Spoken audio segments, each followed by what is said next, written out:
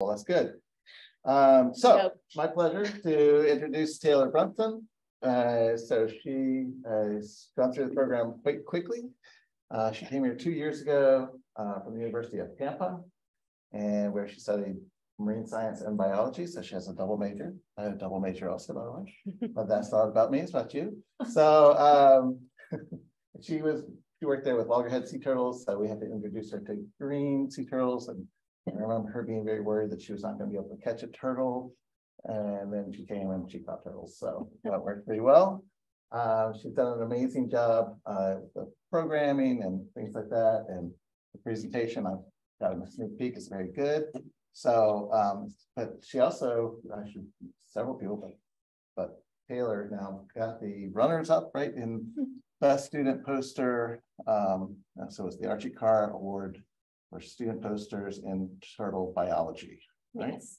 There we go. Okay, at the ISTS. So that was a big thing.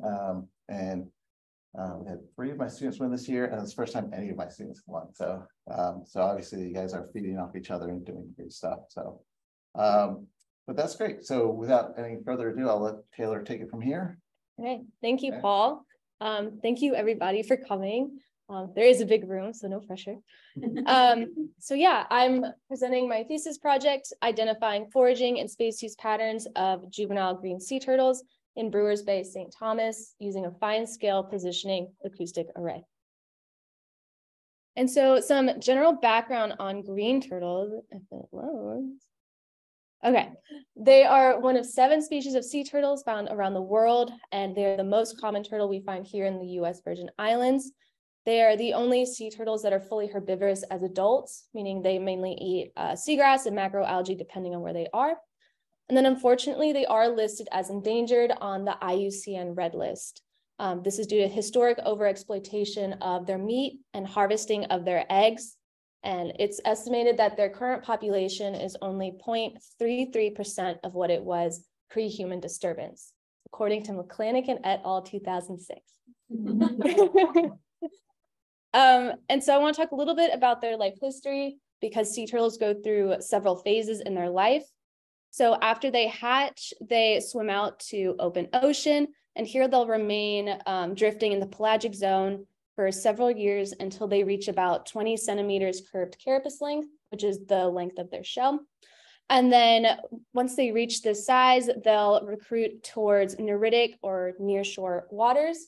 And they'll find habitat that has seagrass. So they'll start transitioning into herbivory and growing and developing until they reach about 100 centimeters curved carapace length, where they'll reach maturity and change or move to a new habitat that's similar to the other one. It'll still be near shore and have seagrass. It's just that the adults don't like to hang out with those juveniles, so they're going to find their own neighborhood.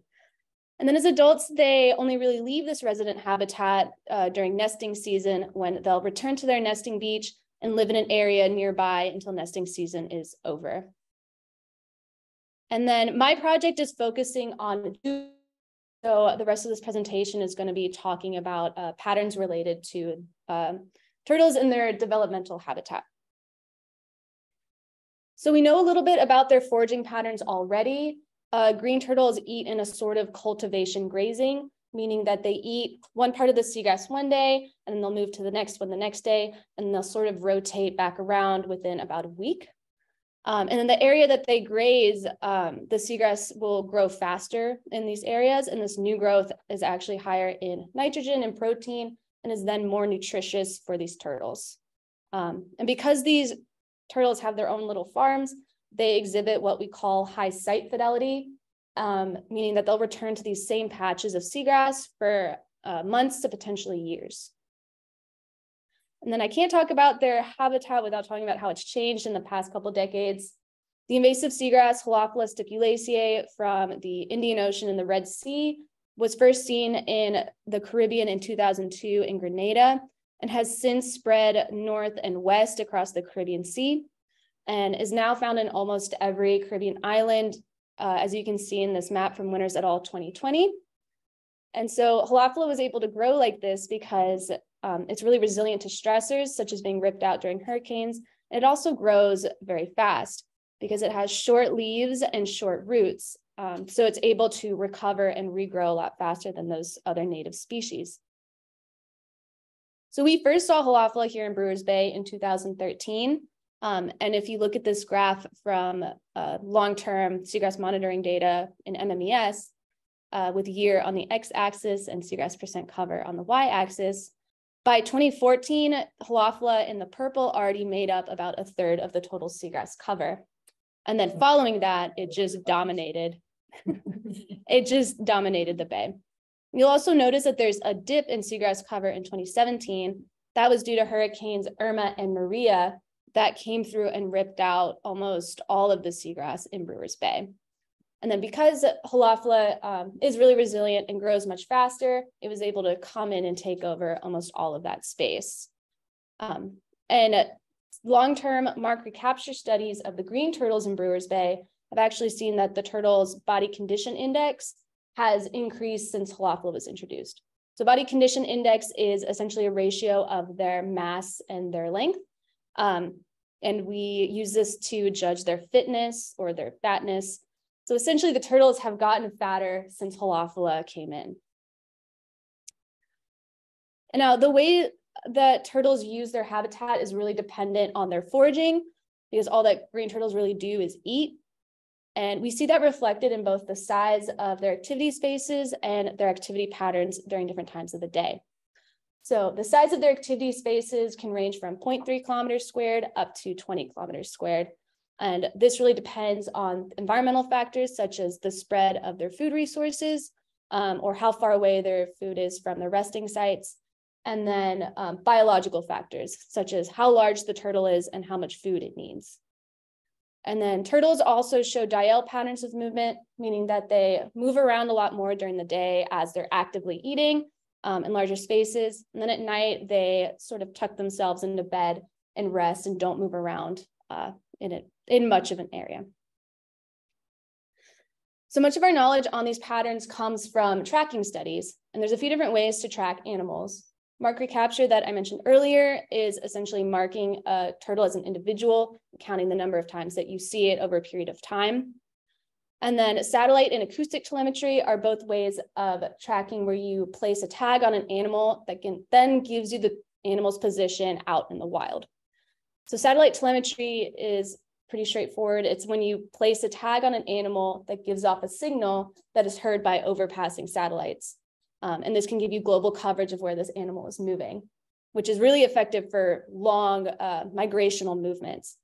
So the accuracy range for this can be up to 1 kilometer off, but when an animal is moving hundreds to thousands of kilometers, that's not that big of an error.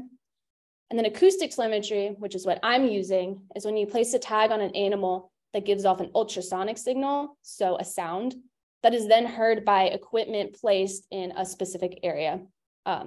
This is really effective for identifying fine scale movement, so that smaller day-to-day activities, and the accuracy range for this is better in about 300 to 400 meters. Now, there have been some past acoustic telemetry projects in Brewers Bay.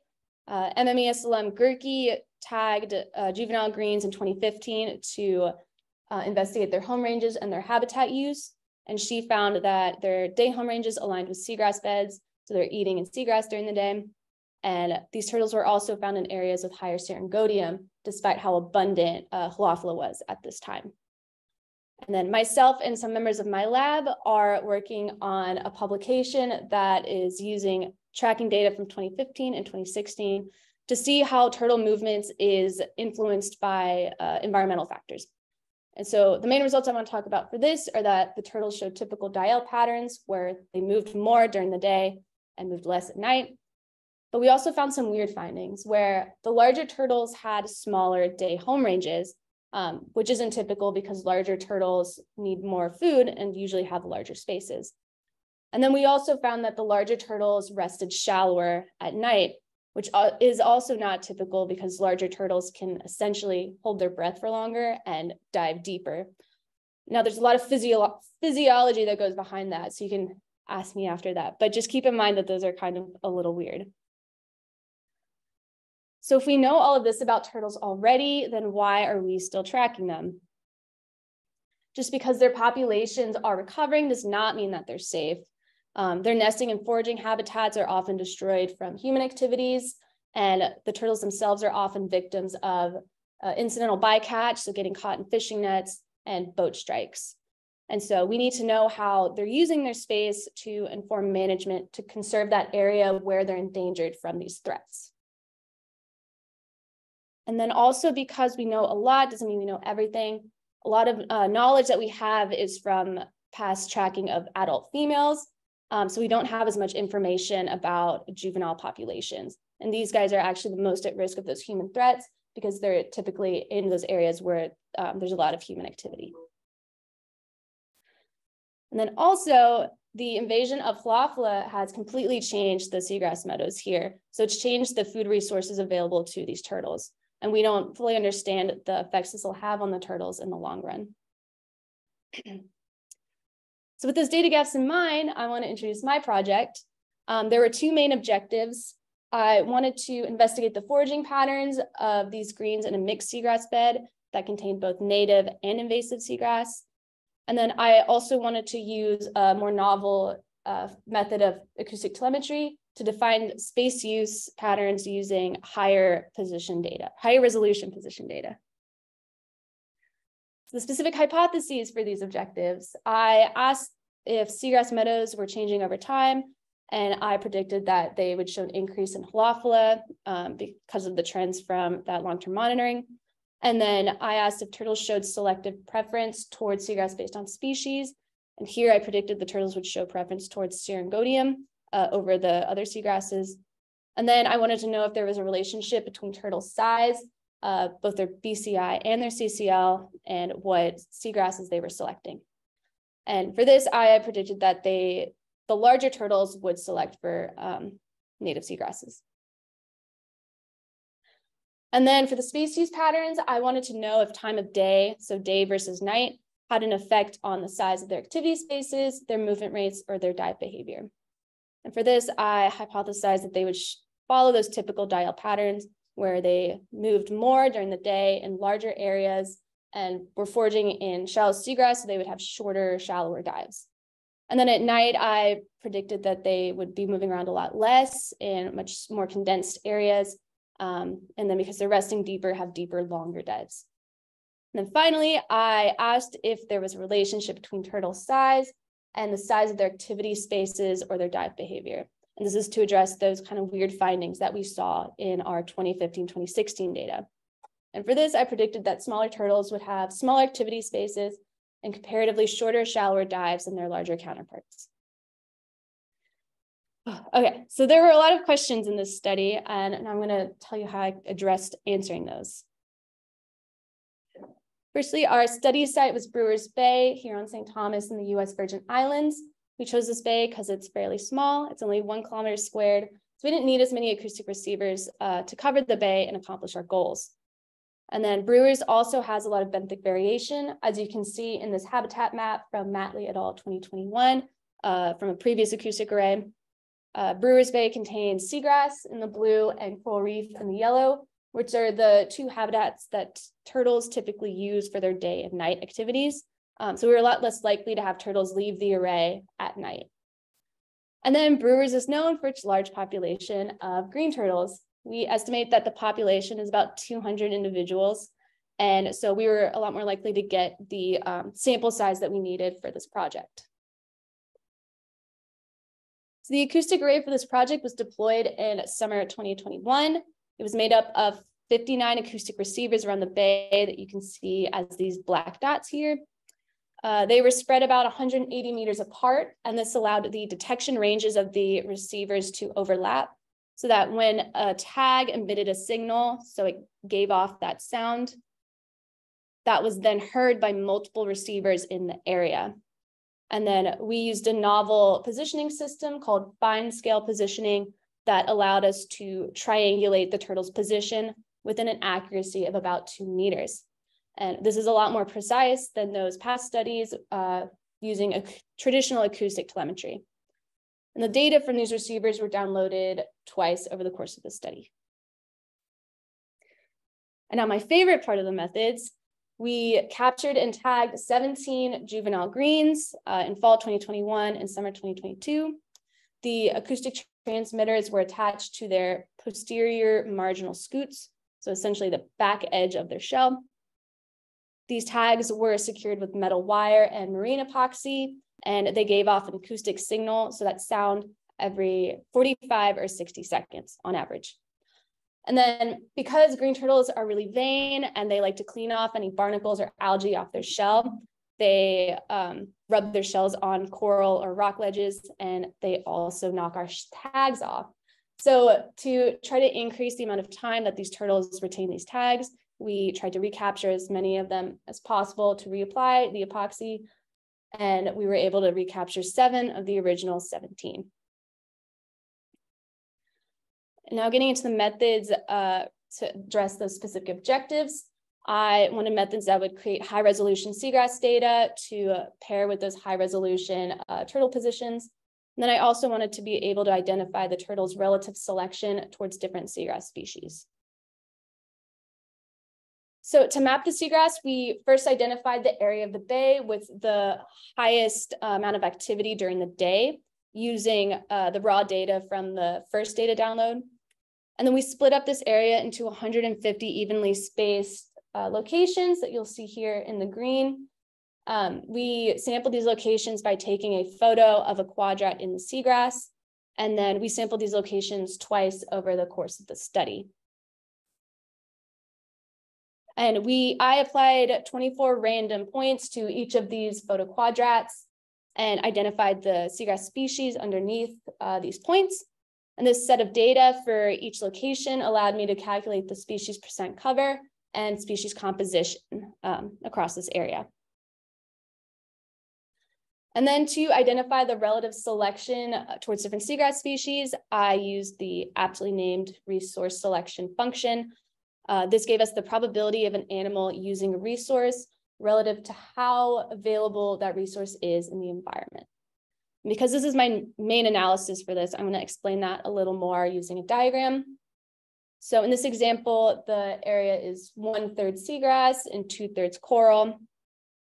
And these red dots are turtle positions. So the turtle positions are evenly distributed across the whole area.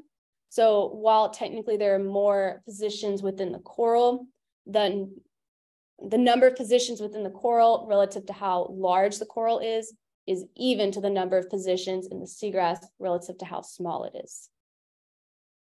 And then in this example, the turtle positions are concentrated in the seagrass. So while the number of positions in both habitats are equal, the turtle is showing higher selection to the seagrass because the proportion of points in the seagrass is higher. All right, statistically, the resource selection function is run as a generalized linear mixed model, or a GLIM, which models the probability of the turtles using the different seagrass species based on the explanatory variables, seagrass percent cover, curved carapace length, and BCI.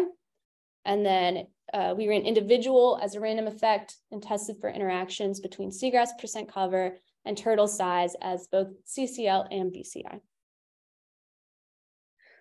Okay, and then to investigate their space use patterns, we needed methods that would define activity spaces using the turtles' positions, and then also measure movement rates, dive depth, and dive duration. So there's a few different ways to calculate activity spaces, but I chose time local convex hulls, or T-LOCOH.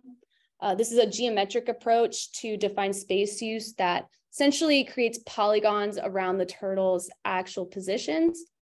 It creates polygons based on positions that are close in both space and time. So if two positions were only 2 meters apart in space, but 2 months apart in time, they were not considered related to each other. And then I defined 95% space use, which I'll call home range. This is the general area that the turtle was using.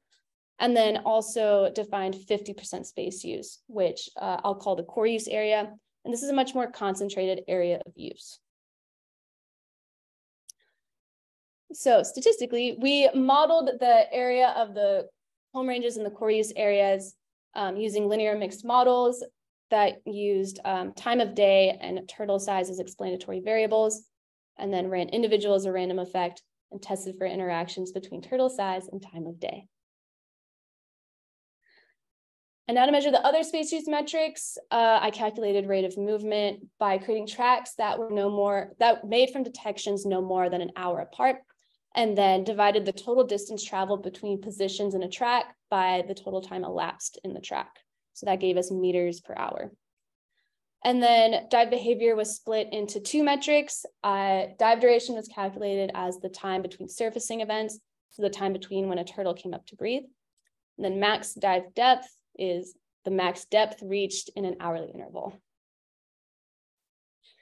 To statistically test these metrics, I compared differences between day and night movement rates using a t-test, and then I ran more linear mixed models with each dive behavior modeled with time of day and turtle size as explanatory variables and individual as a random effect.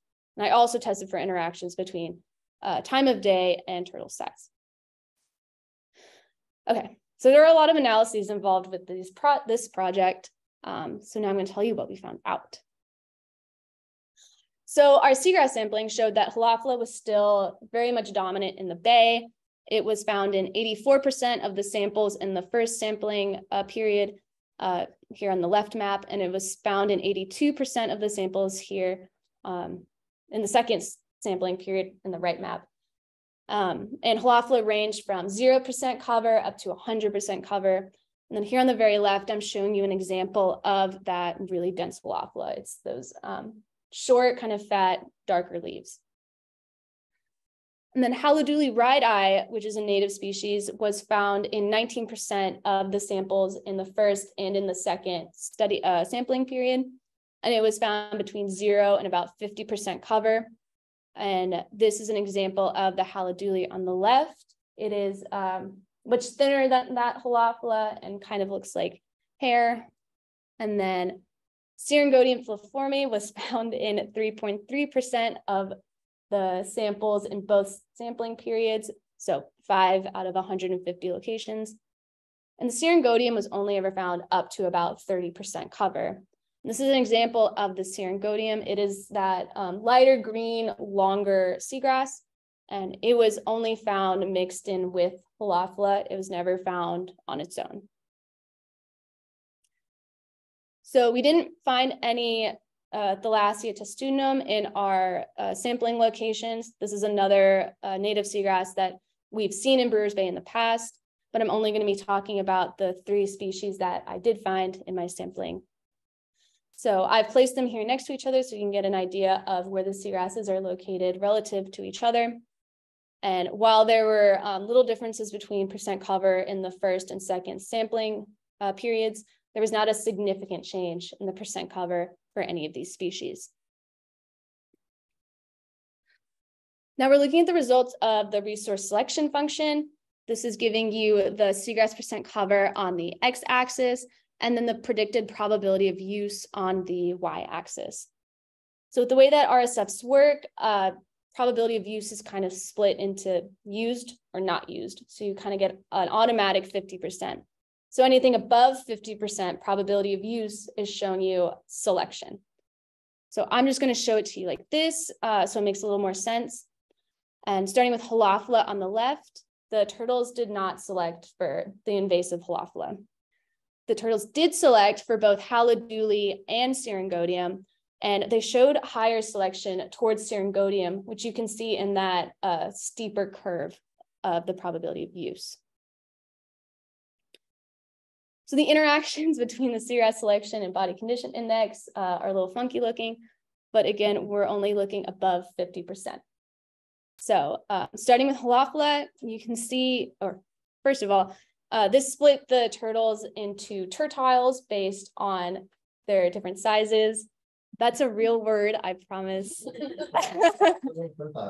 Yeah. So the turtles with smaller BCIs were grouped in the red, and the turtles with larger BCIs were grouped in the green.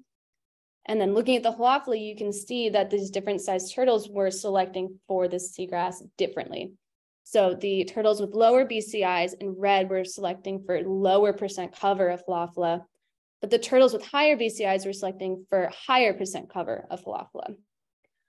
And then all sizes of turtles selected for both native species, the halodule and the Syringonium, but you can see that there's sort of a preference shown where the smaller turtles in red selected more for the halodule, with the opposite for Syringonium, where the larger turtles in green selected more for the Syringonium. And then there was only one seagrass species that had a significant interaction with curved carapace length. Again, that's the length of the shell. And these were also grouped into tertiles, with smaller being red and larger being green. And here, this is showing us that, again, those smaller turtles are selecting more for halodule than the larger turtles. And now looking at our species results, here I'm just showing you the raw daytime detections from one turtle. So you can see kind of how the turtle actually used its space versus the activity spaces defined by T-LOCOH.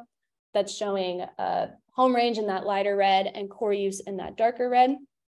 But this turtle was tagged for about 256 days. So there's a lot of data points on here, and you can't see those areas of higher use.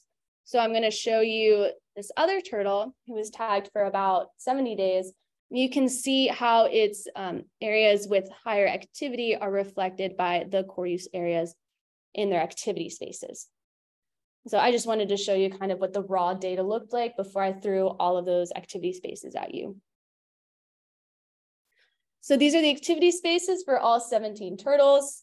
This is showing you, again, the lighter red is the day home range, darker red is the day core use, lighter blue as the night home range, and darker blue as the night core use. So there's a lot going on here, but I'm going to walk you through some of the trends in the activity spaces. Firstly, you'll notice that most of the turtles have core use areas, so that darker red, and home ranges that are within that sampling, that shallow seagrass area that I sampled in. And for reference, this is it again. It's that kind of that whole eastern curve of Brewers. But a lot of the turtles also had home ranges that extended out of that area. So the turtles that I've highlighted in yellow do use that shallow eastern part of Brewers, but they also are using space outside of that. And then these turtles that I've highlighted in green actually have home ranges and core use areas completely outside of it. So they're using habitat that we did not expect them to out in the middle or even close to Perseverance Bay. And then 13 of the 17 turtles, which I've highlighted in blue, had enough detections to create nighttime activity spaces. And it might be hard to see because some of them are very, very small. So just take a second to think how much smaller those blue dots are compared to the red ones. But I am going to zoom in so you can see some of the details. So again, that lighter blue is the nighttime home range, and that teeny tiny dark blue dot is the nighttime core use. So these really small condensed areas at night is showing us that these turtles are exhibiting high sight fidelity to their resting positions. So essentially after they go home, they get back home at night, they're tucking themselves into bed or under a rack and really not going anywhere. They're not going out to meet up with their friends, and they're not going to get a midnight snack. They've been like me these past few weeks, just not leaving my house at night. And also these turtles tended to sleep either in this deep area in the reef area of Brewers Bay or in this very, very shallow northern coast. Okay, so I keep saying small, and I'll tell you how small they are. But first, the linear mixed model didn't find a significant relationship with the activity space size and the size of the turtles. So the size of the turtle did not influence how much space it was using. But it did find that the day space use was significantly larger than the night space use, which I think we all could have guessed just by looking at this. But the day home ranges were averaged 0.148 kilometers squared, and the night home ranges averaged 0.0048 kilometers squared. And to put that in perspective, that is like using an area the size of a football field at night, but using an area the size of 30 football fields during the day. So there's a massive difference between the amount of space that they're using. Their day core use averaged 0.016 kilometers squared, and the night core use averaged 0.0012 kilometers squared. And just as a fun fact, because I think it's interesting, The smallest nighttime core use area was only 0.00005 kilometers squared, which is 50 square meters, which is about the size of this room. But that was just for fun. So looking at the other space use metrics, all of these graphs are showing you time of day, so day versus night on the x-axis, and then the movement metric on the y-axis. Those dots are showing you the mean, while the lines from them are the standard deviation from the mean. Starting with rate of movement on the left, the day movement rates were significantly higher than the night movement rates. They moved on average 140 meters an hour during the day, and then only 34 meters an hour at night. And then on the right are the dive behaviors. Again, the linear mixed model did not find a significant relationship to turtle size. So the size of the turtle wasn't influencing their dive behavior. And then max hourly dive depth here averaged 7 meters deep at night and 4 meters deep during the, 7 meters at night and 4 meters during the day. Oh my God, the other way around. Okay, they dove deeper at night, or dove deeper during the day. Okay. And then looking at their dive duration, the turtles dove on average 28 minutes during the day and 33 minutes at night. Okay.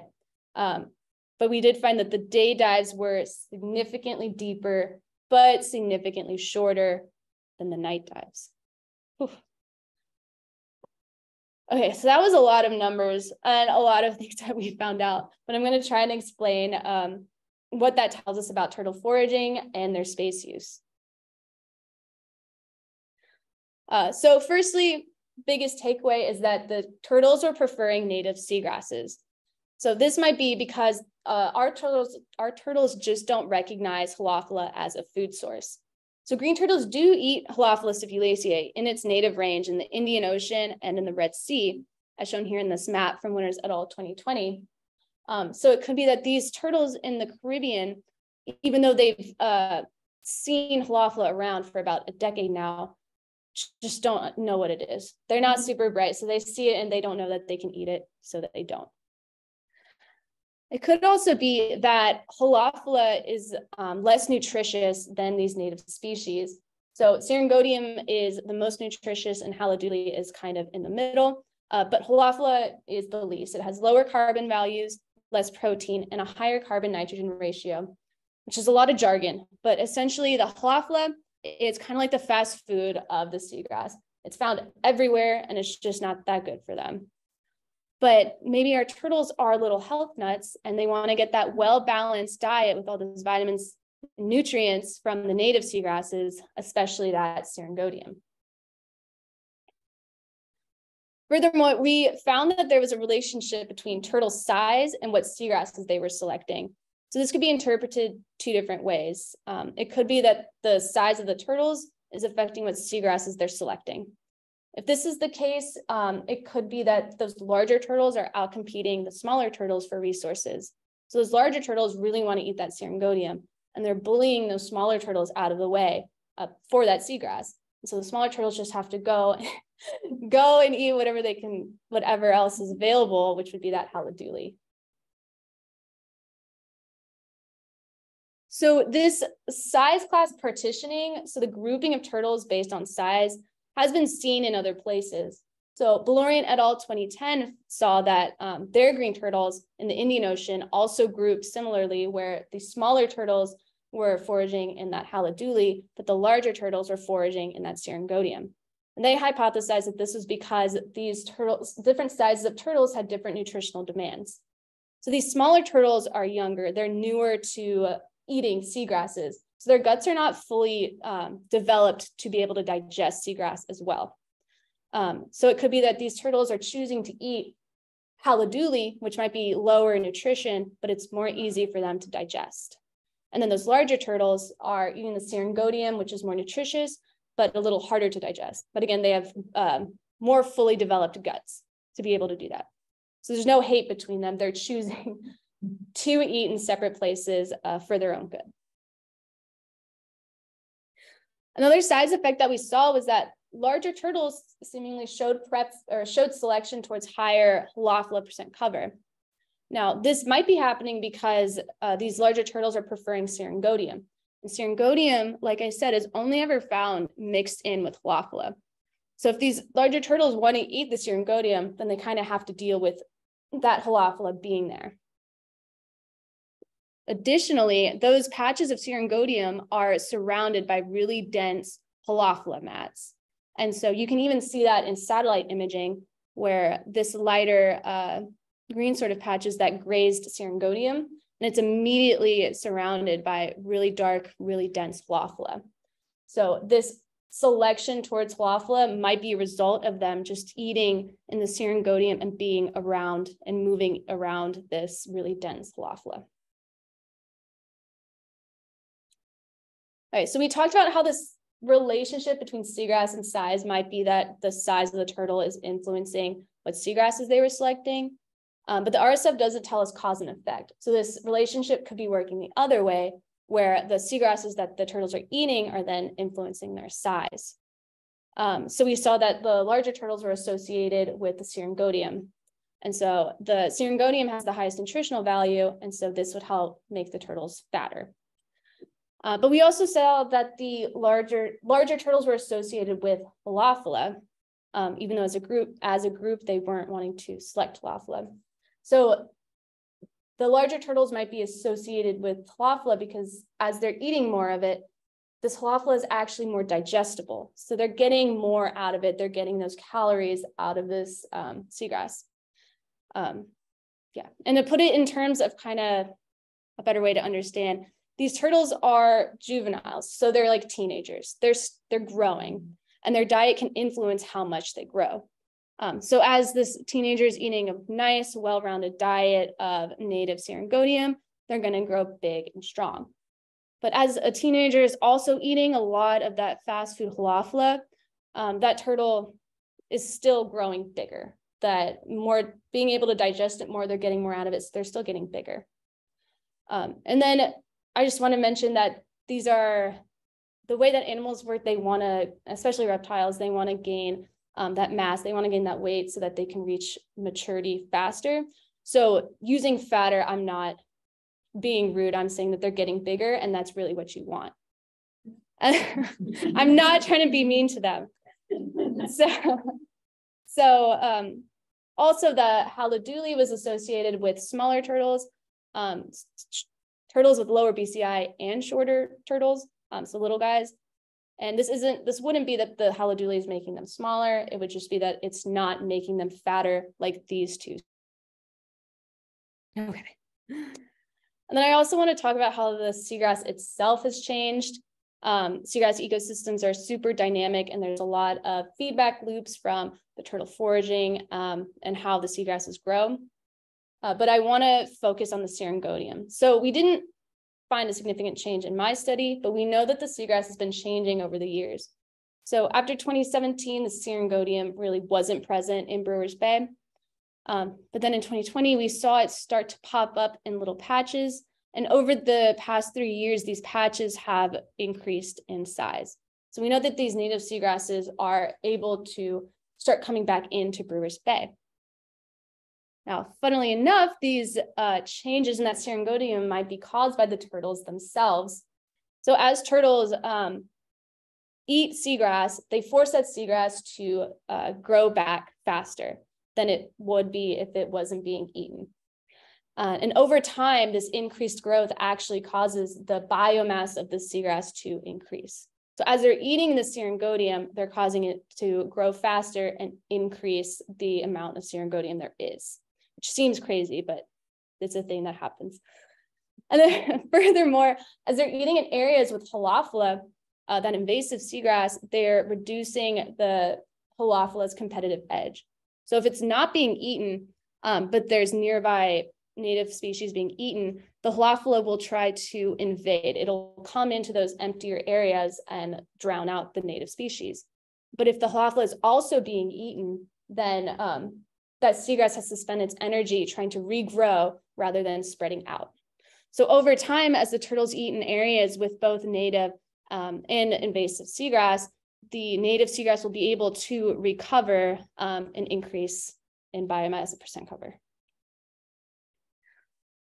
Okay, now I'm going to quickly talk about the space use pattern results. So our turtles showed typical diel patterns. They were moving more in bigger areas during the day, moving less in smaller areas at night. So this is a figure from our 2015-2016 study. And you can see that these turtles are using that shallow seagrass area that's really similar to the area that most of my turtles used as well. And knowing that the turtles are using the same foraging area over time is really good for management to know that those areas are important to the population in the long term. And then we were also asking some of those questions to compare to our results from that past study. We wanted to see if there was a relationship between turtle size and the size of their activity spaces, because that previous study found that larger turtles were using smaller spaces, and we did not find a relationship. To demonstrate that, our largest turtle, shown here, had a very similar sized activity space to our smallest turtle. This activity space is right here. So yeah, the area of these activity spaces are very similar, despite these turtles being about 30 centimeters different in length and 88 pounds different in weight. And then we were also looking into an influence on size on their dive behavior, because that previous study found that larger turtles used shallower area. And again, we didn't find a relationship with turtle size in their dive behavior. So again, our largest turtle dove on average 6.7 meters during the day, and our smallest turtle dove on average 2.8 meters during the day. So yes, that largest turtle is diving deeper than that smallest turtle, but we had a really wide range of dive behaviors in between those two.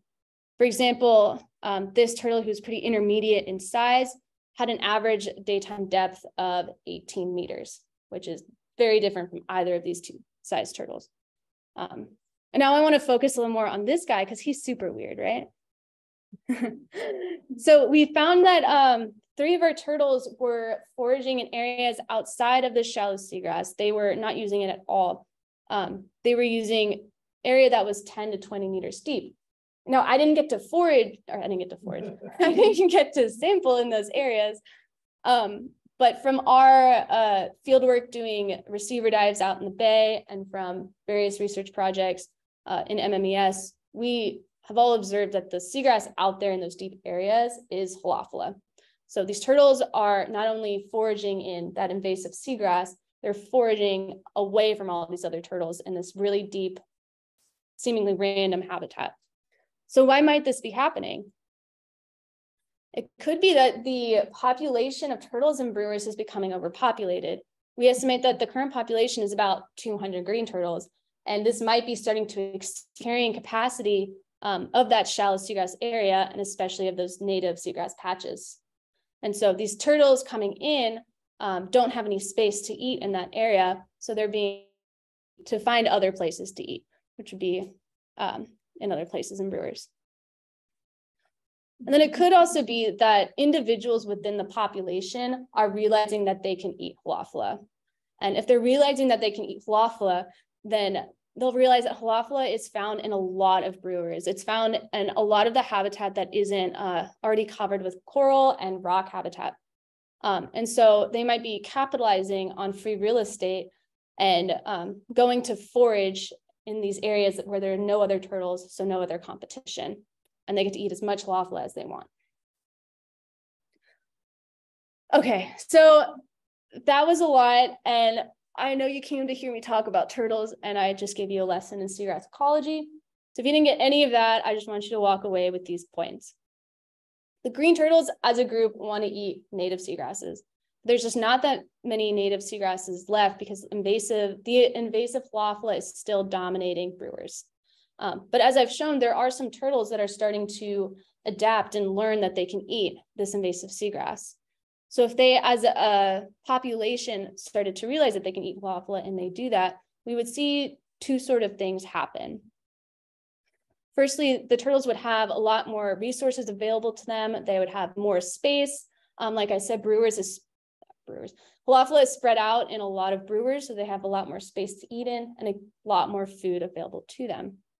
And then if they eat the halophila, they would allow those native seagrasses to start growing back more. And over time, the seagrass would become more structurally diverse and more stable. Both of these things would benefit the turtles in the long run, because if they have more food and more space, the carrying capacity of brewers would increase, so more turtles could come here. And then if halophila really is making those turtles fatter, which is good, then they'll also all benefit in their fitness. And then if the seagrass, if the native seagrasses recover in this habitat, then the turtles will also get more of that native seagrass that they really want to eat. And then because turtles are not the only organisms in the world, there are a lot of other organisms like juvenile fish, invertebrates, and stingrays that rely on seagrass habitat. So if turtles can reduce the halophila and make that habitat more stable and more diverse, a lot of other organisms would benefit in the long run. Okay, so how did this little project contribute at all to the grand scheme of turtle science? Well, green turtles are still endangered, so anything that we learn about them can help us assess how their populations are doing across the globe. And then we didn't know how halophila was affecting these turtles, and we didn't know if it was good or bad for them. So with this project helped us monitor the health and the fitness of this juvenile population in a very large and important developmental habitat. And then our main goals is to protect turtles, and understanding how turtles are using their space and how this space might change because of all the seagrass dynamics, then we can help predict the space that they will use, and then work with conservation and management to make decisions on how to best protect the area that the turtles are in, and so the turtles themselves. And then because science is never ending, if this research were to continue, and I hope it does, I think exploring those turtles that are foraging in the middle of the bay more would help us more clearly understand why they are doing this, and if turtles are adapting to this halophila. And then reorganizing the array and adding more receivers to get higher resolution would help us better define movement patterns in the future. Our accuracy range was amazing. It was about 2 meters, but technology is always getting bigger and better. So increasing that in the future would be great. But I know that that's already kind of in the moves. So keep a lookout for future projects with amazing resolution. Okay, I will leave you on that note. Here we go. Thank you to all of the funders, especially NSF and BI EBSCOR, because acoustic telemetry is a very expensive project. And I don't think I have time to go through all of these, but thank you everyone who showed up. Thank you to my committee for guiding me through this project and making me a better scientist. Thank you to everyone that's helped with the acoustic array and turtle tagging. Thank you to my lab for calming me down these past few weeks. And thank you to my friends and family.